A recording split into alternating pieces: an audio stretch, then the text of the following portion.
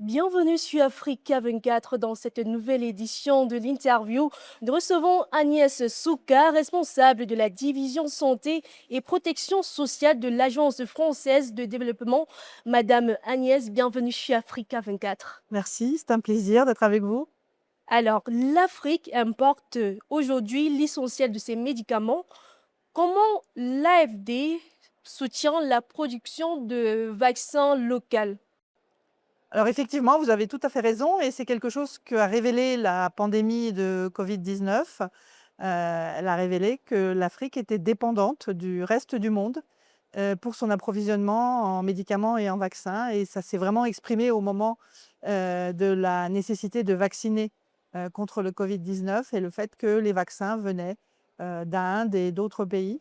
Et donc, suite à cela, les pays africains se sont unis pour développer un agenda de souveraineté sanitaire et d'investissement dans les produits de santé, non seulement les vaccins, mais les médicaments et autres produits de santé, hein, ça peut être également des tests.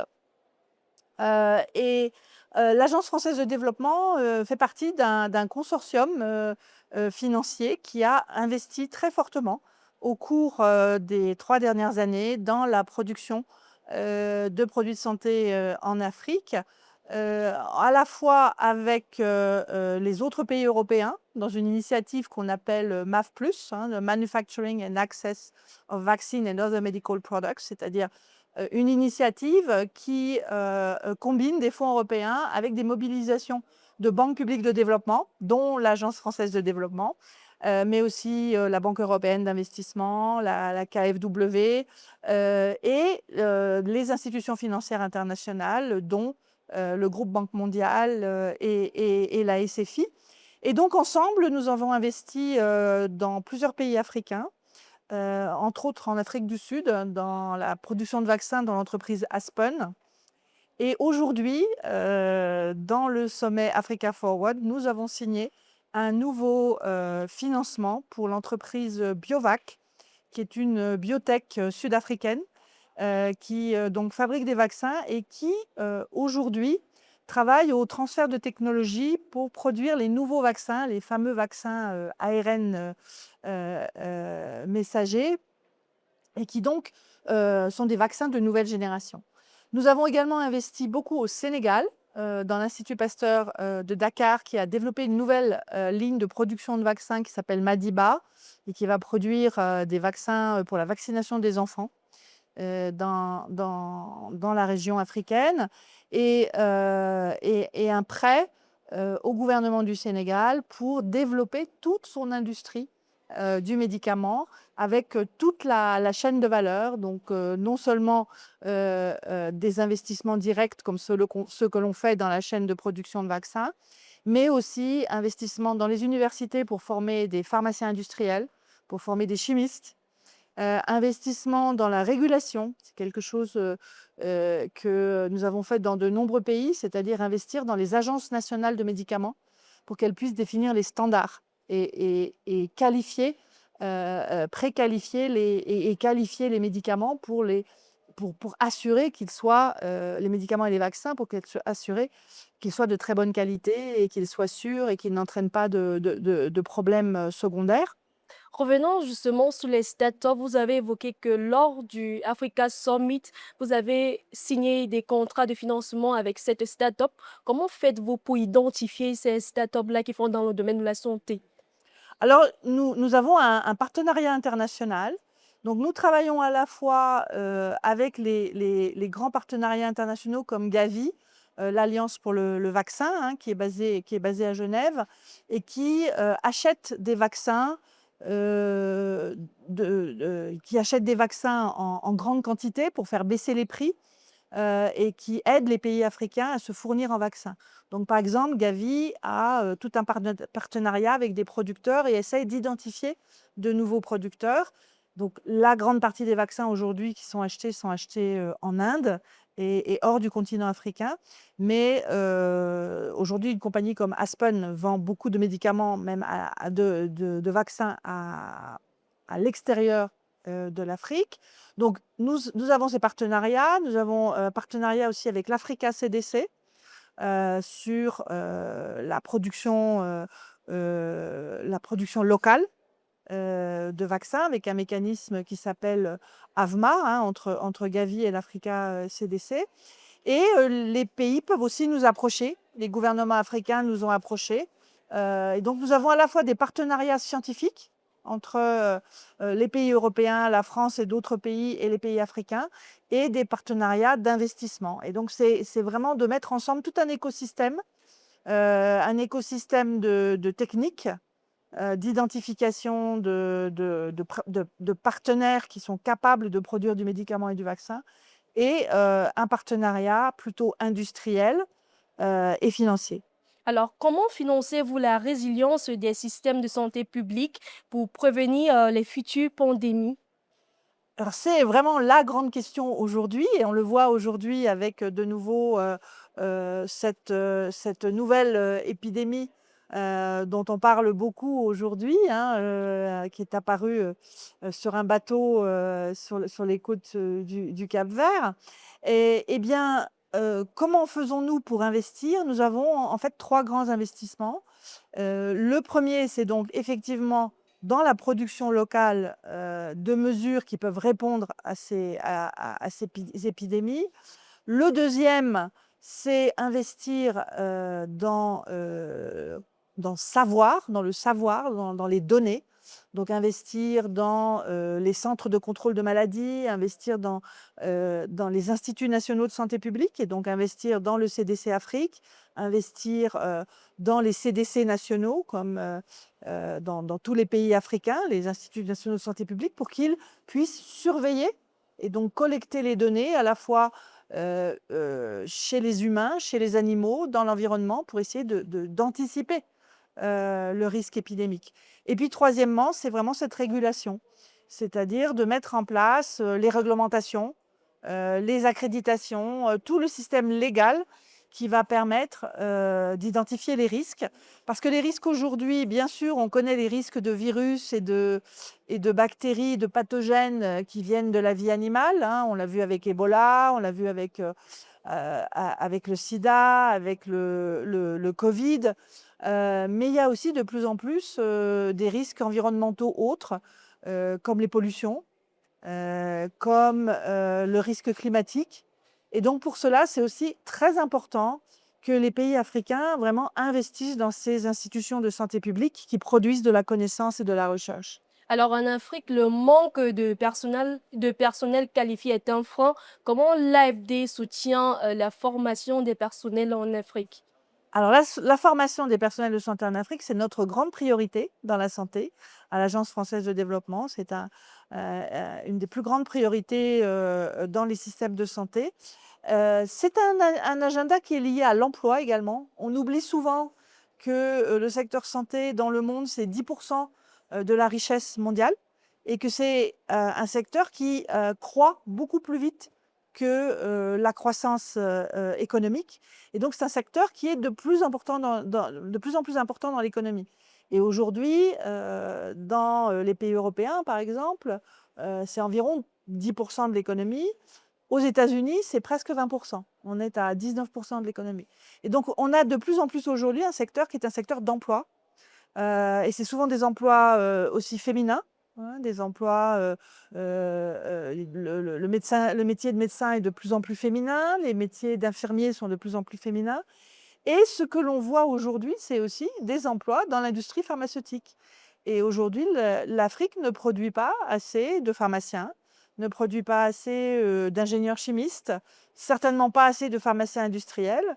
C'est-à-dire que là où l'Inde produit de grands nombres de spécialistes du secteur santé, à la fois des pharmaciens industriels, des médecins, des infirmiers, eh bien, on voit que l'Afrique est très en retard dans cette production. Et c'est vraiment un agenda dans lequel on doit réinvestir. Je donne l'exemple, par exemple, de la Côte d'Ivoire, qui en fait, aujourd'hui, a seulement 2 et bientôt 3 facultés de médecine, alors que sa population voudrait qu'il y en ait beaucoup plus. Donc aujourd'hui, la Côte d'Ivoire lance un grand programme de formation du personnel de santé pour rattraper son retard sur cette production, avec Toujours notre appui. Alors, toujours sur les priorités, quelles sont les autres priorités en cours pour l'année 2026? Alors aujourd'hui, des 3 grandes priorités pour nous, en plus donc d'investir, dans la lutte contre les épidémies et d'investir, dans les personnels de santé, c'est, d'abord investir dans l'hôpital de demain. Et là aussi, on parle quand on parle d'un hôpital, on parle pas seulement des hôpitaux publics, mais aussi des cliniques et des hôpitaux privés.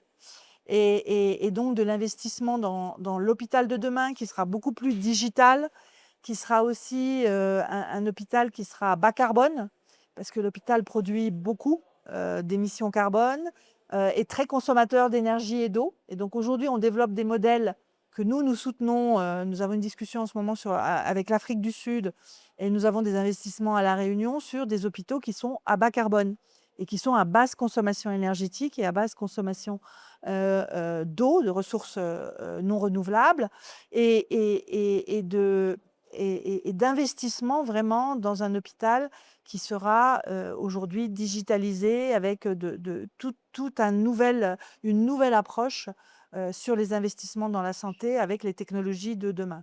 Une deuxième priorité, c'est l'assurance maladie, c'est la couverture santé universelle, qui aujourd'hui est une grande priorité pour beaucoup de pays africains. Beaucoup de pays avancent très vite sur cet agenda. C'est le cas du Kenya, c'est le cas du Nigeria, c'est le cas de la Côte d'Ivoire aujourd'hui, qui vient de lancer sa carte nationale d'assurance maladie. Et là, il y a beaucoup, beaucoup de choses à faire dans le sens de la construction institutionnelle, c'est-à-dire de construire les institutions nationales qui peuvent gérer ces systèmes d'assurance maladie, que ce soit des agences du médicament, mais aussi des caisses nationales d'assurance maladie, des agences d'accréditation des cliniques et des hôpitaux pour assurer que la qualité des soins soit bonne, des hautes autorités de la santé qui peuvent décider des niveaux de subvention de l'État sur les services de santé. Et donc, il y a vraiment une construction institutionnelle pour que les États puissent vraiment aider à subventionner les services de santé pour les plus pauvres et aider à développer un système de santé de meilleure qualité et avec un équilibre public-privé pour qu'il y ait vraiment une offre de qualité sur le continent. Et ça, c'est vraiment un agenda extrêmement important. Vous parliez de résilience des systèmes de santé. C'est vraiment clé. Et puis, je terminerai avec l'approche Une seule santé. Nous avons eu à Lyon une conférence internationale, un sommet international, sommet présidentiel à Lyon sur l'approche Une seule santé. Et Une seule santé, c'est vraiment le concept de demain. C'est de dire que la santé humaine, c'est vraiment l'interaction entre l'humain et son environnement. Et on revient là à finalement des concepts que les sociétés traditionnelles connaissaient très bien. Elle savait très bien que la santé de l'homme, que la santé des ménages, elle est en lien avec le bien-être de l'environnement, l'accès à l'eau, l'accès à la nutrition adéquate, l'accès à la nature. Et là, il y a vraiment beaucoup, beaucoup de choses à faire en regardant les programmes de santé animale, les programmes de santé environnementale, les programmes de nutrition et d'investir dans la prévention. Un grand sujet qui monte en Afrique, c'est le sujet de l'obésité, par exemple. On pensait que ce n'était pas nécessairement. On voit toujours l'Afrique avec plutôt les problématiques de malnutrition, voire de famine. Mais en fait, aujourd'hui, il y a un double fardeau des problèmes de nutrition en Afrique. D'un côté, il y a encore des pays qui ont un grand problème de sécurité alimentaire, que ce soit dans le Sahel, dans la Corne de l'Afrique, à Madagascar. Mais il y a aussi une montée de l'obésité. Aujourd'hui, en Afrique du Sud, on a 30% de la population adulte qui est obèse. Et donc, il va falloir investir dans des politiques qui vont amener à consommer moins de sucre et à de nouveau revenir à finalement des modèles plus traditionnels de nutrition qui sont beaucoup plus sains. Avant de terminer notre interview, j'aimerais savoir quelle place la division santé accorde à l'évolution de l'intelligence artificielle. Alors une très grande place. Pourquoi? Parce que, d'abord, le secteur santé, c'est un secteur de données.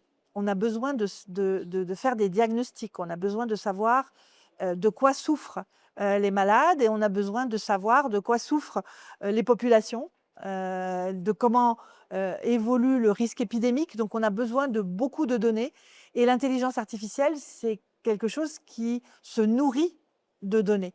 Et donc, on a aujourd'hui, en fait, une réserve de données de qualité dans le secteur santé qui sont extrêmement précieuses parce que l'intelligence artificielle peut permettre de les analyser très vite. Et aujourd'hui, par exemple, l'Institut Pasteur de Paris suit le risque d'épidémie au chikungunya, par exemple, avec des modèles d'intelligence artificielle. Donc, ça permet d'aller beaucoup plus vite pour comprendre quel est le risque santé. Et la deuxième raison, c'est parce que tous les jours, avec le développement de la science, on découvre des nouvelles technologies en santé. On sait aujourd'hui que, par exemple, pour lire des radiologies, l'intelligence artificielle réussit mieux que les radiologues. Et donc, ça change le métier de radiologue, ça change les métiers de santé. Et donc, il y a vraiment une évolution de la nature des métiers et donc une évolution de l'investissement du secteur privé dans ce métier qui va beaucoup évoluer dans le futur à cause de la technologie et de l'intelligence artificielle. Agnès Souka, merci d'avoir répondu aux questions d'Africa 24. Merci beaucoup et merci à vous. Madame, Monsieur, c'est la fin de cette édition de l'interview. Dans un instant, une nouvelle édition de l'actualité africaine.